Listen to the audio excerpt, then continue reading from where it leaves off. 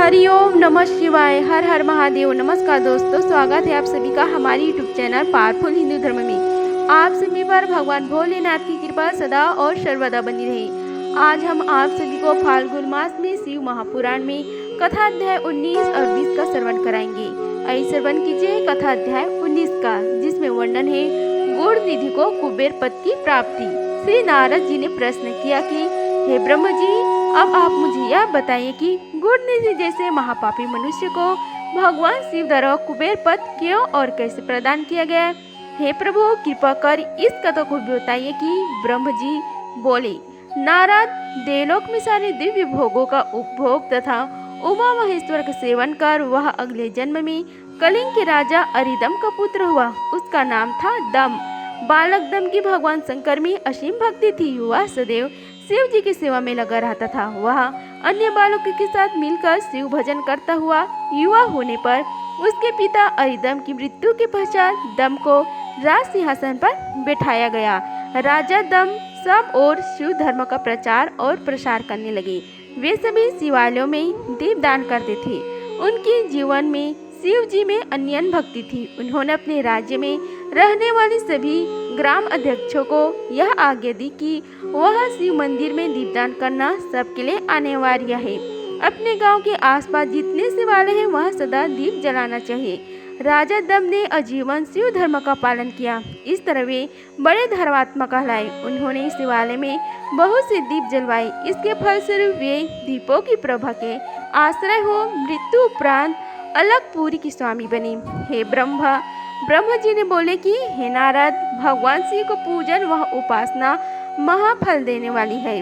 दीक्षित की पुत्र गुणनिधि ने, जो पूर्ण अधर्मी था, भगवान शिव की कृपा पाकर देवपाल का पद पा लिया था। अब मैं तुम्हें उसकी भगवान शिव के साथ मित्रता के विषय में बताता हूँ। हे नारद, बहुत पहले की बात ही मेरी मानस पुत्र पुलस्त से विश्रवा का जन्म हुआ और वह विश्रवा के पुत्र कुबेर हुए। उन्होंने पूर्व काल में बहुत कठोर तप किया। उन्होंने विश्वकर्मा द्वारा रचित अलगपुरी का उपयोग किया। हेम वाहन कल्प के आरंभ होने पर वे कुबेर के रूप में घोर तप करने लगे। वे भगवान शिव द्वारा प्रकाशित काशीपुरी में गए और अपने मन के रत्नमय दीपों से 11 रुद्रों को उद्बोधित कर वे तन्मयता से शिव जी के ध्यान में मग्न होकर निश्चल भाव से उनकी उपासना करने लगे। वहाँ उन्होंने शिवलिंग की प्रतिष्ठा की। उत्तम पुष्प द्वारा शिवलिंग का पूजन किया। कुबेर पूरे मन से तन में लगे थे। उनके पूरे शरीर में केवल हड्डियों का ढांचा और चमड़ी ही बची थी। इस प्रकार उन्होंने 10,000 वर्षों तक तपस्या की। तत्पश्चात भगवान शिव अपनी दिव्य शक्ति उमा के भव्य रूप के साथ कुबेर के पास गए। अलकापति कुबेर मन को एकाग्र कर शिवलिंग के सामने तपस्या में लीन थे। भगवान शिव ने कहा, अलकपते, मैं तुम्हारी भक्ति और तपस्या से प्रसन्न हूँ। तुम मुझसे अपनी इच्छा अनुसार वर मांग सकते हो। यह सुनकर जैसे ही कुबेर ने आंखें खोली तो उन्हें अपने सामने भगवान नीलकंठ खड़ा दिखाई दे। उनका तेज सूर्य के समान था। उनके मस्तक पर चंद्रमा अपनी चांदनी बिखेर रहा था। उसके तेज से कुबेर की आंखें चौंधिया गई। तत्काल उन्होंने अपनी आंखें बंद कर ली। वे भगवान शिव से बोले कि हे भगवान, मेरे नेत्रों को वह शक्ति दीजिए जिससे मैं आपके चरण अरविंदों का दर्शन कर सकूं। कुबेर की बात सुनकर भगवान शिव ने अपनी हथेली से कुबेर को स्पर्श कर देखने की शक्ति प्रदान की। दिव्य शक्ति दृष्टि प्राप्त होने पर वे आंखें फाड़ फाड़ कर देवी उमा की ओर देखने लगे। वे सोचने लगे कि भगवान शिव के साथ यह सर्वांग सुंदरी कौन है। इसने ऐसा कौन सा तप किया है जो इसे भगवान शिव की कृपा से उसका समीप्य रूप और सौभाग्य प्राप्त हुआ है। वे देवी उमा को निरंतर देखते जा रहे थे। देवी को घूरने के कारण उनकी बाएं आंख फूट गई। शिव जी ने उमा से कहा, हे उमे, यह तुम्हारा पुत्र है। यह तुम्हें क्रूर दृष्टि से नहीं देख रहा है। यह तुम्हारे तप बल को जानने की कोशिश कर रहा है। फिर भगवान शिव ने कुबेर से कहा, मैं तुम्हारी तपस्या से बहुत प्रसन्न हूँ। मैं तुम्हें वर देता हूँ कि तुम समस्त निधियों और गुहा शक्तियों के स्वामी हो जाओ। सुव्रतों, यक्षों और किन्नरों के अधिपति होकर धन के दाता बनो। मेरी तुमसे सदा मित्रता रहेगी और मैं तुम्हारे पास सदा निवास करूँगा। अर्थात तुम्हारे स्थान अलगपुरी के पास ही मैं निवास करूँगा। कुबेर, अब तुम अपनी माता उमा के चरणों में प्रणाम करो।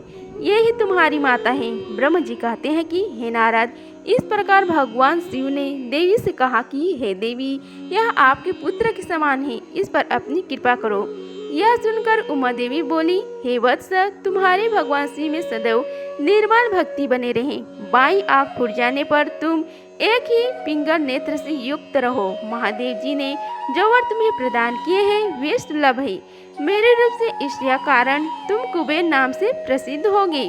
कुबेर को वर देने के भगवान शिव और उमा अपने धाम को चले गए। इस प्रकार भगवान शिव और कुबेर में मित्रता हुई और वे अलकपुर के निकट कैलाश पर्वत पर निवास करने लगे।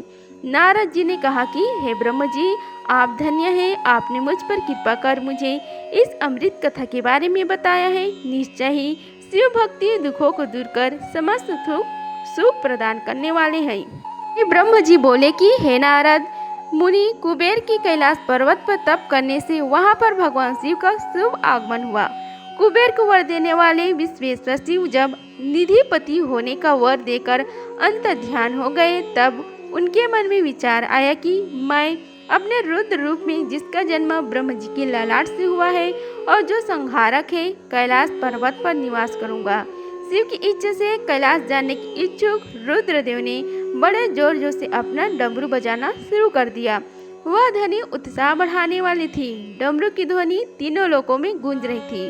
उस ध्वनि में सुनने वाले को अपने आस पास आने का आग्रह था। उस डमरू ध्वनि को सुनकर ब्रह्म विष्णु आदि सभी देवता, ऋषि मुनि, वेद शास्त्रों को जानने वाले सिद्ध लोग बड़े उत्साहित होकर कैलाश पर्वत पहुँचे। भगवान शिव के सारे पार्षद और गढ़पाल जहाँ भी थे वे कैलाश पर्वत पर पहुँचे।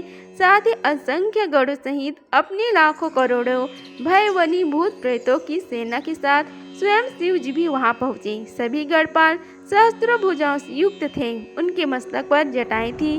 सभी चंद्रचूड़, नीलकंठ और त्रिलोचन थे। हार, कुंडल, केरू तथा मुकुट से वे अलंकृत थे। भगवान शिव ने विश्वकर्मा को कैलाश पर्वत पर निवास बनाने की आज्ञा दी। अपने भक्तों के रहने के लिए योग्य आवास तैयार करने का आदेश दिया।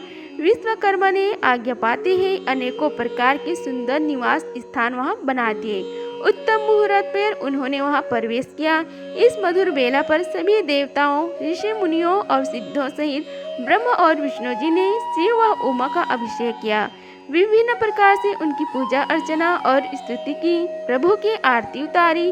उस समय आकाश में फूलों की वर्षा हुई।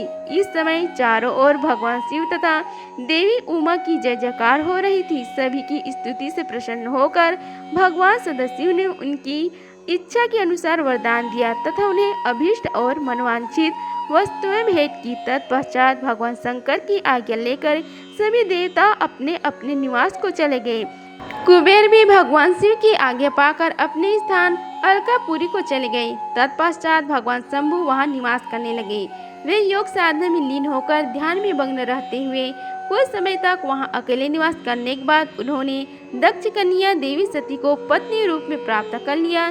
देवर्षि अब रुद्र भगवान देवी सती के साथ वहां सुखपूर्वक विहार करने लगे। हे नारद, इस प्रकार मैंने तुम्हें भगवान शिव के रुद्र अवतार का वर्णन और उनके कैलाश पर आगमन की उत्तम कथा सुनाई। तुम्हें शिव जी व कुबेर की मित्रता और भगवान शिव की विभिन्न लीलाओं के विषय में बताए हैं।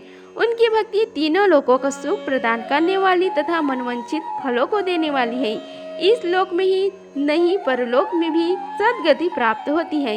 इस कथा को जो भी मनुष्य एकाग्र होकर सुनता है या पढ़ता है वह इस लोक में सुख और भोगों को पाकर मोक्ष को प्राप्त होता है। नारद जी ने ब्रह्म जी का धन्यवाद किया और उनकी स्तुति की। वे बोले कि हे प्रभु, आपने मुझे इस अमृत कथा को सुनाया है। आप महाज्ञानी हैं। आप सभी की इच्छाओं को पूर्ण करते हैं।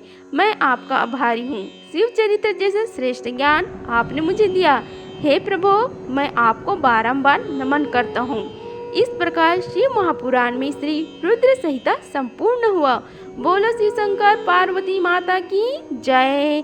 अगर आप सभी की यह वीडियो अच्छी लगी होगी तो वीडियो को लाइक कीजिए, चैनल को सब्सक्राइब कीजिए और कमेंट बॉक्स में ओम नमः शिवाय लिखिए। धन्यवाद। मिलते हैं अगले वीडियो में। तब तक के लिए हर हर महादेव।